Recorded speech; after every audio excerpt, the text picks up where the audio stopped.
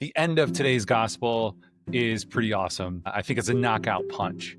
So Jesus essentially says, don't worry about tomorrow. Each day has enough stress, enough anxiety. And I think in today's world, that is so needed. You know, and anxiety and stress aside, I think it's a real great call to be present today. You know, we juggle all the things: work, chores, kids, schedules, our health. And then we add tomorrow's fears, the future fears on top of that. Does that sound familiar? But today's gospel, God is calling us back to today, to now. And when your mind races ahead, you know, here's a quick little trick.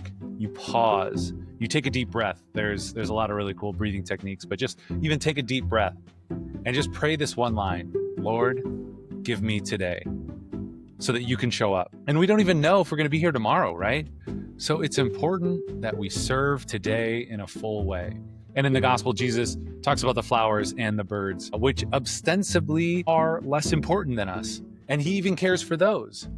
So think about how he'll care for you, your family too. And when you think about it, worry often just adds zero value and drains you of energy. And there's even been many times in my life when the future was unknown, right? So whether work or kids, school, or even, you know, just frustration or difficulty in marriage or relationships. And each time, you know, in these situations in our lives, when we've brought it back to God, when we've kind of come out of ourselves, come out of this anxiety and given him control of today, he always takes care of it. And maybe not in the way that we want, but I think that's the point. That there's something greater than us that has our back and wants good for us. And so we can trust in that. We can rely on that.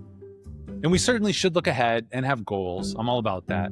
But not at the expense of living today for God, for our vocation, and for our families.